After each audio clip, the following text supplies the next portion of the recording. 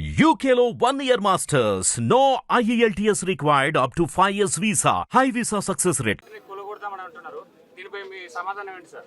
ఇక్కడ రేవంత్ రెడ్డి చెప్తున్న మాట ప్రజలు నమ్ముతున్నారు అనుకుంటున్నారు, కానీ చెప్తున్న మాటకు జరుగుతున్న పనికి పొంతం లేదు. ఇక్కడ ఎఫ్టీఎల్తో సంబంధం లేని, బఫర్ జోన్లతో సంబంధం లేని 30 ఏళ్ళ క్రితం 40 ఏళ్ళ క్రితం 60 ఫీట్ల పైన ఉన్న కాలనీలో కూలగొట్టడానికి మార్కింగ్ చేస్తున్నారు.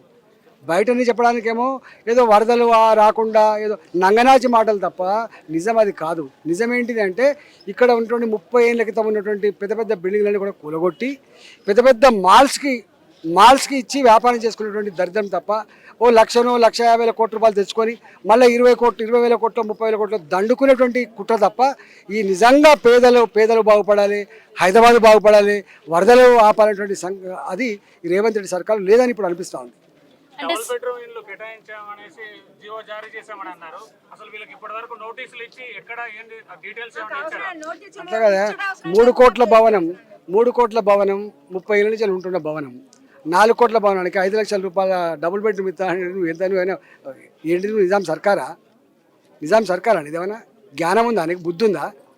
గిట్నే ఉంటుందా? నువ్వేం మాట్లాడినావు గతంలో సర్కారు ఇట్లాంటి పని చేస్తున్నావు, నువ్వేం మాట్లాడినావు? ఇవాళ నువ్వేం మాట్లాడుతున్నావు? అప్పుడు పర్మనెంట్ చేయాలి, ఇప్పుడు గవర్నమెంట్ ల్యాండ్ లో అప్పుడు కట్టుకున్న వాళ్ళు పర్మనెంట్ చేయాలి అని గత ప్రభుత్వం ఉన్నప్పుడు రేవంత్ రెడ్డి గారు వ్యాఖ్యలు చేశారు సార్. మరి ఇప్పుడు అదే పని తను చేస్తున్నారు.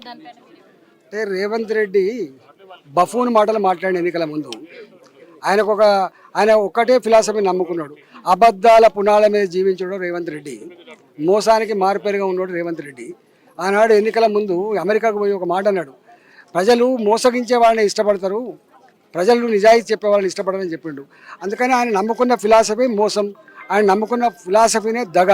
కాబట్టి ఆయనకి ఏం చెప్తాను చెప్పండి, ఆయన ప్రజలు అర్థం చేసుకోవాలి, ప్రజలకు అర్థం కావాలి. అవన్నీ గతంలో ఎన్నికల ముందు ఆయన ఎక్కడెక్కడ ఏమేమి మాట్లాడిండో, మహిళల గురించి ఏం మాట్లాడిండు, పేదల గురించి ఏం మాట్లాడిండు, విద్యార్థుల గురించి ఏం మాట్లాడిండు, నిరుద్యోగుల గురించి ఏం మాట్లాడిండు, ఆయన ఏమి హామీలు ఇచ్చిండు, అవన్నీ విని ఇవాళ ఏం చేస్తుండో మీరు ప్రజలు వినాలి తప్ప.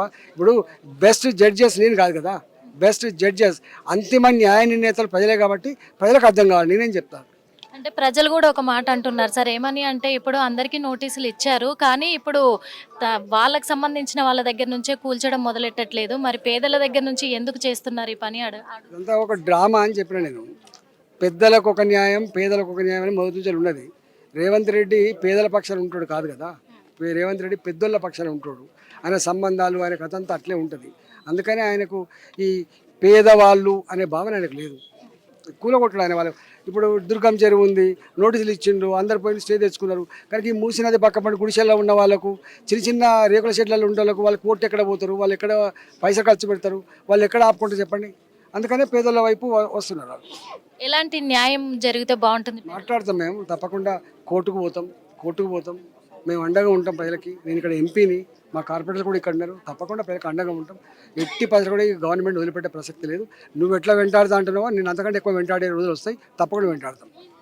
Thank you sir. Hit TV app ని డౌన్లోడ్ చేసుకోండి. ఇందులో short news, live news, entertainment movies అన్ని అవైలబుల్ గా ఉన్నాయి. Please download Hit TV app. Hit TV app ని ఫ్రీగా డౌన్లోడ్ చేసుకోండి.